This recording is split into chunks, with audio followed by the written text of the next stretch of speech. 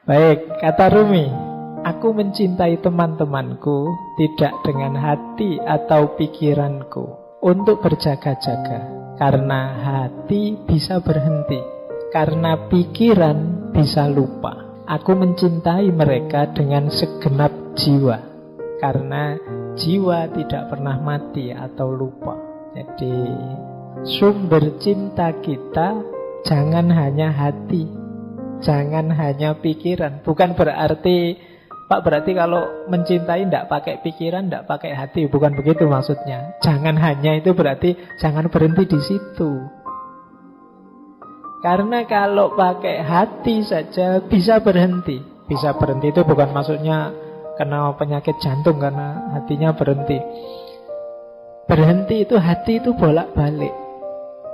Hati itu kadang-kadang sekarang senengnya luar biasa, besok bencinya luar biasa. Kalau pakai hati masih bisa ya dan tidak ketika kita mencintai. Apalagi pakai pikiran. Pikiran bisa lupa. Kalau pas berdua, wah aku sayang sekali padamu, nanti keluar ada yang lebih cakep, lupa dengan kalimat yang tadi. Pikiran bisa lupa. Jadi ya lupa itu kita kan mudah terlena, akal itu mudah terdistraksi. Maka cintailah dengan jiwa.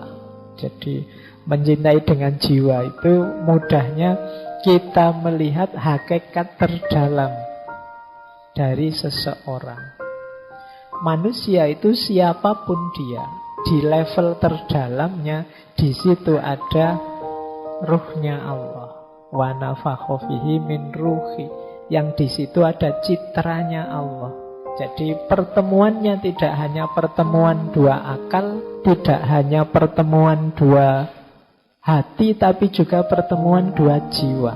Makanya dalam bahasa Inggris istilahnya soulmate. Belahan jiwa, tidak sekedar belahan hati. Apalagi belahan pikiran. Tidak. Jadi jiwaku yang kalau dasarnya jiwa mesti bersatu terus, mesti nyambung terus. Karena di level jiwa kita satu. Di level pikiran kita bisa beda-beda. Wong pikiran itu macam-macam. Hati juga bisa beda-beda. Passion, selera bisa beda-beda. Apalagi level fisik. Tapi begitu kita masuk di level jiwa, itu kita pasti hakikatnya satu. Di level ruh itu kita satu jenis, sama semua. Meskipun banyak orang yang mengabaikan sisi dalam rohaninya, sehingga kelakuannya hanya didasarkan pada yang fisik-fisik. Maka mari mencintai apapun dan siapapun tadi di level terdalamnya. Jadi kalau sudah level terdalam itu seragam, sama. Kalau fisik itu bisa beda-beda, ada cakep, ada jelek dan lain sebagainya. Makanya kalau nembak kok ditolak kan kadang orang bilang, loh kamu jangan hanya lihat wajahku, lihatlah. Ya, kalau hati masih bisa berubah. Kalau kalimatnya lihatlah hatiku, hati masih bisa berubah-ubah, kurang dalam. Lihatlah jiwaku. Nah, oke. Baik. Nah, kalau jiwa itu sudah relatif seragam. Semuanya citranya Allah dalam diri kita.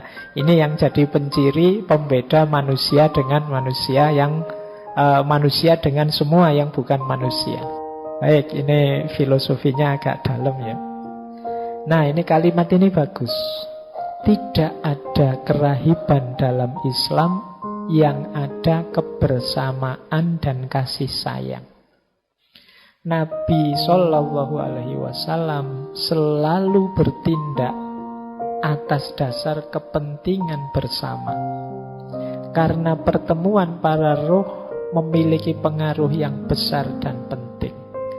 Sedangkan kesendirian dan mementingkan diri sendiri tidak ada manfaatnya.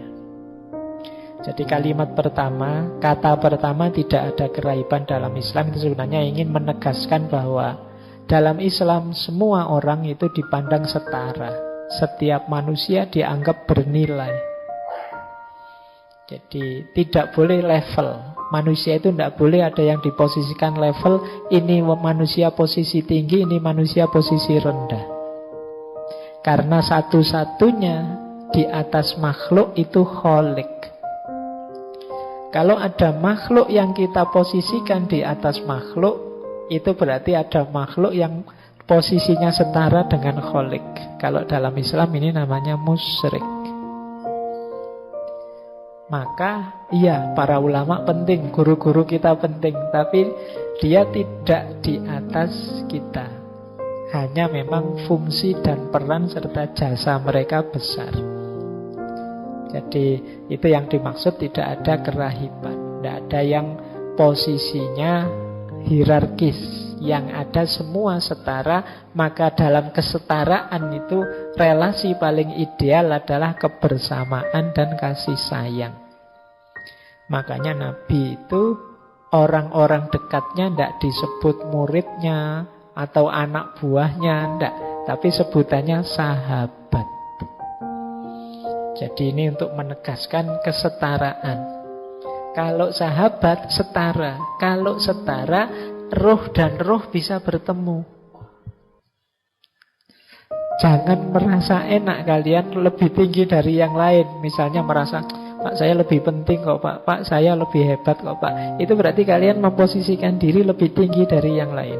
Kalau kalian posisikan diri lebih tinggi seperti itu, kalian akan sendiri dan kesepian. Ruhmu tidak punya teman, jiwamu tidak punya pasangan. Jadi relasi ideal itu relasi kebersamaan dan kasih sayang. Kalau ada kepentingan, ya kepentingan bersama, bukan kepentingan sendiri yang egois. Jadi dasarnya pertemanan itu ya pertemuan antara dua jiwa. Dua jiwa mungkin bertemu kalau itu sejajar, setara. Kalau kita dekat gini kan bisa langsung ketemu kan gitu. Tapi kalau ke atas berat. Sulit kita ketemu kalau ranking. Kalau teman-teman misalnya menganggap saya, Pak Faiz lebih tinggi dari saya, itu kan mendekat saja mungkin agak gimana, wah, karena tidak setara. Tapi kalau kita setara, lebih mudah bergaul, lebih mudah berkomunikasi. Makanya coba teman-teman membaca sirah itu, riwayatnya Rasulullah itu, dengan para sahabat kan sangat akrab, dekat, karena positioningnya setara. Banyak momen, banyak peristiwa, baik yang serius maupun yang menggambarkan keakraban, suasana kemanusiaan banyak. Kenapa? Positioningnya setara. Baik, jadi ini rahasia persahabatan. Jadi yang ada adalah kebersamaan, kasih sayang, dan kesetaraan. Kok di antara sahabat merasa level? Yo, dia sahabat saya sih Pak, tapi saya lebih tinggi Pak. Dia selalu nyontek, saya yang diconteki terus misalnya. Kalau ada level begitu, dua jiwa tidak akan bertemu. Saya yang neraktir terus Pak, dia yang minta ditraktir. Berarti saya lebih tinggi, dia sebenarnya anak buah saya hitungannya misalnya. Ini tidak mungkin persahabatan, tidak mungkin dua jiwa bisa bertemu. Maka kuncinya persahabatan, pertemuan dua jiwa. Posisikan diri kita setara di hadapan sahabat-sahabat kita. Jangan merasa lebih tinggi, jangan merasa lebih jago, jangan merasa lebih benar, dan lain sebagainya. Baik, saya lanjut. Berbuat baiklah kepada orang demi Tuhan dan kedamaian hatimu sendiri, agar selalu engkau lihat apa-apa yang suci, dan agar engkau bisa menyelamatkan hatimu dari gelapnya kebencian. Berbuat baiklah kepada orang demi Tuhan. Demi Tuhan maksudnya untuk Tuhan ya, bukan orang lagi mengamuk-ngamuk sumpah demi Tuhan, bukan itu. Jadi demi Tuhan itu ayo nawaitunya untuk Tuhan dan kedamaian hati. Mesti nanti hati kita damai. Kalau dalam Islam ada konsep fillah dan lillah. Fillah itu kita bersahabat di dalam Allah. Di dalam Allah itu dalam memang aktivitas yang secara formal, resmi. Ini aktivitas yang mendekatkan kita pada Allah. Ya mudahnya fillah itu ya dalam ibadah-ibadah. Kita bersama-sama sholat jamaah, itu namanya kebersamaan fillah. Jadi di dalam Allah. nanti ada lillah. Lillah itu aktivitas apapun. Mungkin bukan ibadah yang formal, yang mahdo, yang seperti sholat, zakat, dan lain sebagainya. Mungkin sekedar bersama-sama melakukan aktivitas apa, belajar bersama, atau santai bersama, dan lain sebagainya. Tapi nawaitunya lillah, untuk Allah. Misalnya, yuk makan bareng yuk, biar kita sama-sama sehat, sama-sama kuat, biar bisa ibadahnya tambah mantep. Nah ini aktivitas biasa, cuma makan, wong makan bareng, tapi terus jadi lillah, karena Allah, nilainya ibadah. Ini juga demi Tuhan namanya. Jadi untuk Allah. Kalau dalam Islam itu kan aktivitas apapun, tidak harus aktivitas religius, bisa bernilai religius kalau niat nawaitunya pas. Bisa sebaliknya juga. Mungkin aktivitas keagamaan, tapi niatnya bukan untuk Allah karena Allah, ya bisa bernilai duniawi. Jadi ini maka penting faktor niat ini. Mari kita bersahabat itu konteksnya sepenuhnya fillah dan lillah. Kalau bisa begitu, akan ketemu dengan kedamaian hati kita, lebih nyaman. Tidak lagi relasi saling menaklukkan, menundukkan untuk pamrih-pamrih kepentingan yang macam-macam. Ini hanya untuk Allah saja. Lillah. Karena kalau tidak lillah nanti kita hanya dapat lelah. Ya, kalau ada, wah lelah aku meladenimu ini, oh berarti belum lillah. Kalau lillah tidak mungkin hasilnya lelah. Baik, bahkan yang sepele-sepele dalam Islam itu ya bisa bernilai sangat mulia ketika apa? Niatnya pas. Sekedar makan di angkringan habisnya 6.500, itu bisa sampai ke surga kalau niatnya pas. Pak, saya makan ini Pak, saya tidak ingin berlebihan makannya, saya 5.000 sudah cukup, tidak perlu kekenyangan. Biar nanti malam saya bisa tidur nyenyak, terus bisa bangun sholat tahajud. Loh, angkringan aja bisa membawa ke kemuliaan. Jadi itu contoh. Jadi apapun bisa lillah, apalagi yang fillah tadi. Nah, segala sesuatu jadi disambungkan pada Allah. Itu yang kalimat ini, agar selalu kamu lihat apa-apa yang suci. Kalau kita sudah bisa begini, selanjutnya apa?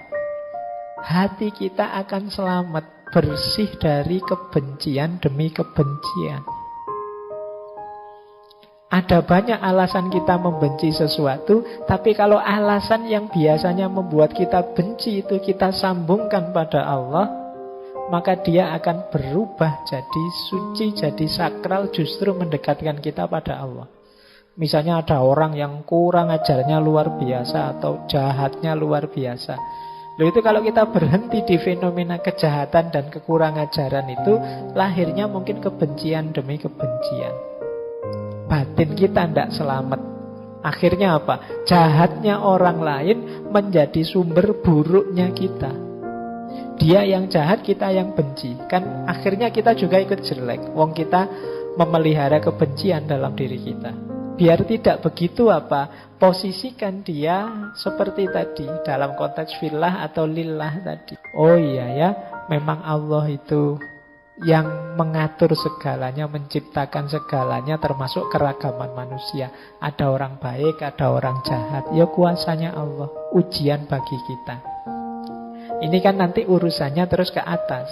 Jadi justru jeleknya orang lain jadi sumber keselamatan kita. Kenapa? Kita membacanya secara fillah dan lillah, demi Tuhan tadi.